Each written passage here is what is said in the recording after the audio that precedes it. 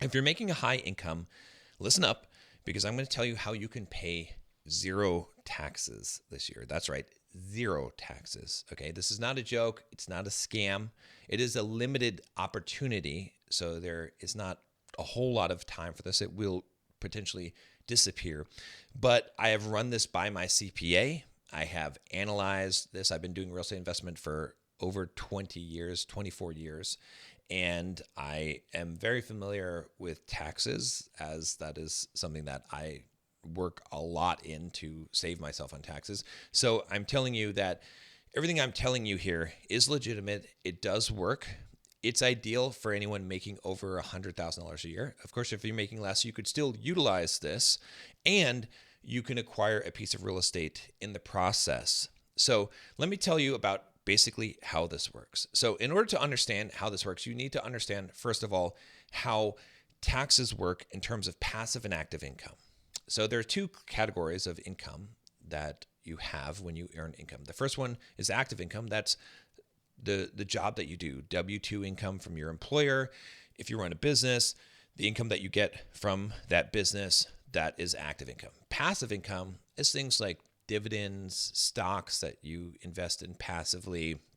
It would be real estate, the cash flow that you're making from real estate, those type of things.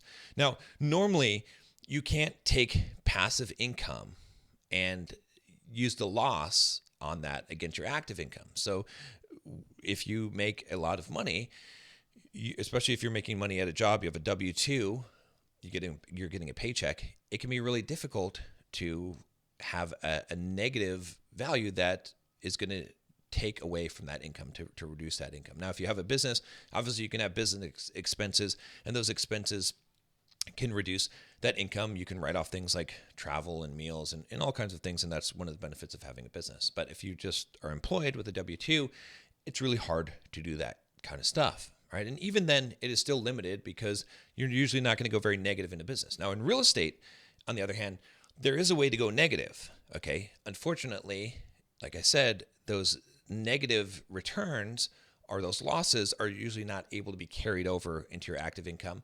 They are up to a certain amount, but it phases out when you start to make a certain amount of money as well. So the way that this whole idea works is that what we want to do is we want to take the losses that we would have from a real estate investment. Again, don't jump the gun here. You're actually not going to have losses. They're just going to be paper losses, okay? And we want to apply them to our active income so that we can reduce that as much as possible. So how do we do this? Well, there's a few loopholes in the tax law that we can take advantage of that are perfectly legal. Trust me on this. They're not illegal. I've run this by my CPA, and the government actually encourages you to take these tax loopholes. That's why they're created, all right? In fact, there's a bill that was passed by Trump that we're going to talk about that allows for bonus depreciation, and that's the basis of all of this. In fact, you've probably seen a lot more G-Wagons recently in the last few years, and it's because of this tax law of this bonus depreciation. Okay, so how does this exactly work? All right. Well, first we have to understand what depreciation is in real estate. So if you buy a piece of property, let's say you buy an investment property, normally you would be able to write off on your taxes the depreciation of the total structural value of that property. Okay, that means that let's say you bought a $100,000 property and 88,000 of it was structure and 20,000 was land. You'd be able to take that 80,000, divide it by 27.5, okay, to divide it to do depreciation. Every year you'd be able to deduct that amount as a loss. Okay. Now that loss is going to go against whatever income you've earned in that real estate. Now, many times if you finance the property, let's say you bought that $100,000 property, you probably aren't going to make much profit on it because you're going to have the mortgage and the taxes, insurance, and property management fees, all these things that are going to eat up a lot of the rent that you're getting. So you might be at, let's say, zero, but then you're going to take a depreciation of that, which is going to put you at negative. Now, if you're not making a large amount of money, you might be able to take that negative depreciation, that loss that you have on your real estate and apply it to your earned income. There's a cap on that, and reduce your tax burden by a little bit. That is one of the advantages of real estate. But as you make more money, that sort of phases out, right? And there's only a certain amount that you can deduct as a loss, unless you're what is called a real estate professional. Now, to be a real estate professional, you need to put in about 40 hours a week doing real estate transactions. So, if you're a real estate broker or something like that, then you can qualify as that. But it's hard for the average person working a regular job to qualify as a real estate professional. All right. So you usually can't take advantage of that. However, there is a law in place, a tax law, about short-term rentals. Okay. Now, a short-term rental is different than a long-term rental. A short-term rental is like a property that you would put on Airbnb. And what you can do with short-term rentals is if you work in that short-term rental for 100 hours within the year, okay, so that's not a very large amount, then you can call that short-term rental business an actual business, and it will go against your active income, so it's no longer passive. Now, this is key because any losses from an active source can be applied to your total income. So let's say that you're making $100,000 from your job, you're getting a paycheck, W-2, and let's say that your short-term rental business was losing, it lost $20,000 this year. You could write that off and subtract that from your income. So instead of making $100,000, your total taxable income would be $80,000. Now, obviously, you don't want to take a loss, and we're not about taking a loss, but I just want you to understand the concept. Okay, so now how does this work? How could we actually get it so that our income is zero? Well, here's what you do. All right, so you buy a short-term rental, okay, and you're going to do what's called a cost segregation study on that short-term rental. All right, so what does that mean? It means that you pay some engineers to look at this property, and instead of it being depreciated over a 27.5-year lifespan, they are going to look at each component in the property. So the light fixtures, the roof, the driveway. If it's a furnished place, it's an Airbnb, the furniture. And they're going to come up with shorter depreciation schedules for those things. Now, this is just beneficial in general because it can help you to take the depreciation a lot faster so that you can get more of a write-off. But again, like I said, for long-term rentals, it's not very helpful if you're making over a certain amount of money because you can't really deduct all of that. It just kind of gets packaged up until you can use it. But for a short-term rental, if you're working 100 hours in that business, all of a sudden those losses can actually be taken against your regular income.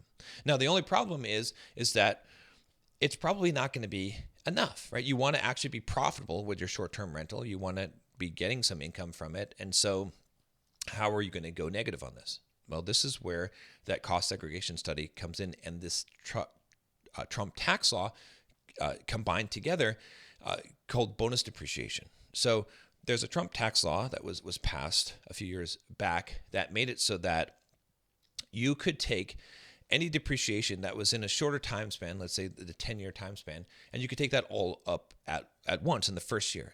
And it degrades over time. So right now we are in the phase where you can take 80% of it up front, but next year it'll be 60 and then 40 and so on.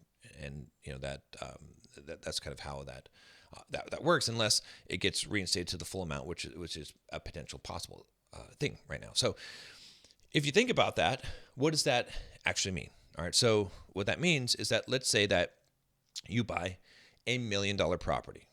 All right. Now, again, let's not talk about how you're going to buy this $1 million property right now, but let's say that you buy $1 million property, and I've got some ways to do this. So we can talk about that later. If you're really interested in this, by the way, at the end of this video, just shoot me a DM on Instagram with the word YouTube, and I'll know that you've come from this video, and I'll help you to do this because I can give you all the steps in order to do this. But for now, let's just assume that you buy this $1 million property. Okay, now, if you do a cost segregation study on this, you might find that $300,000 of it is falling within that bonus depreciation timeline. So you could take, let's say, $300,000 as a loss this year.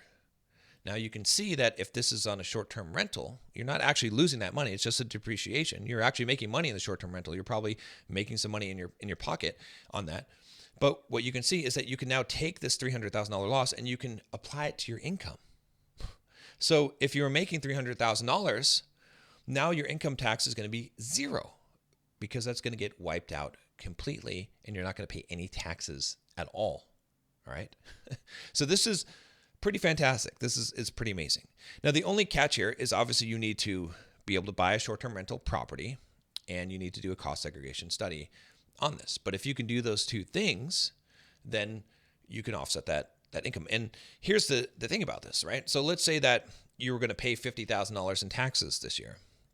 Well, wouldn't it be better to take that $50,000 and put it as a down payment on a property instead of giving it to the government? Then you're getting a property and you're getting potentially some passive income from that short-term rental, and you've reduced your taxes. So essentially the money that you would be paying the taxes, you're going to pay to yourself as an investment. I would rather invest all the money that I'm paying in taxes into real estate. That to me makes a lot more sense. The other thing about the way that we could do this is that you can use what is called a DCSR loan. So it's a non-recourse loan. So you would get this loan in an LLC, and that means that you're not personally liable. You're not on the hook for this, right? So if you're interested in this, if you want to learn more about how to do this, and I have a streamlined process with some partners that I work with to get this completely set up for you end to end, including managing the Airbnb and acquiring the property and finding the property. And I'll personally help you to do all these things. If you're interested in that and learning how to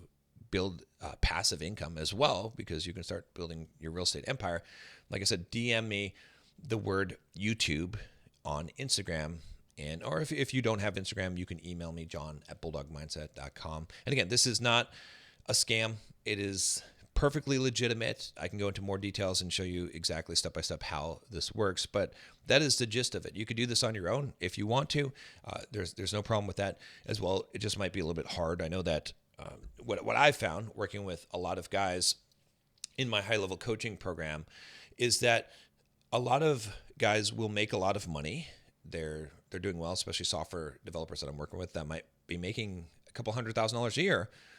But when it comes to investing in real estate, they just don't have the time, or they don't have the motivation, or the complexity gets to them where they're like, I don't understand this.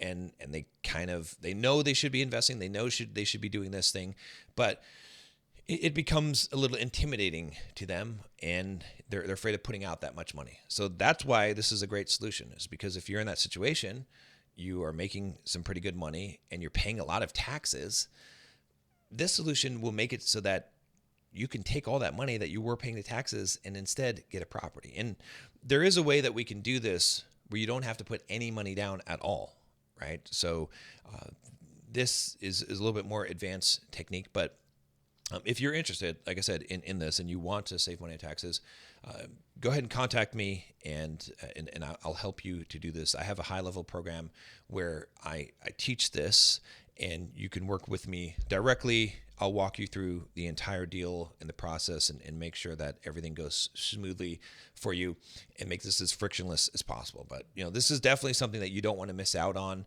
It just is dumb to throw away money to give it to the government when you could be investing it in yourself, in real estate, and building up a real estate portfolio. And this is a great way to do this where you don't have to worry about all of the logistics involved, right? You know that this is a good investment because, hey, that's money that you were going to pay to taxes. Now you're putting it into a piece of real estate instead. Or in many cases, you just save the money and you can just hold on to the money, because you can get some of these properties 100% financed. If you're interested, let me know, and I'd be happy to help you.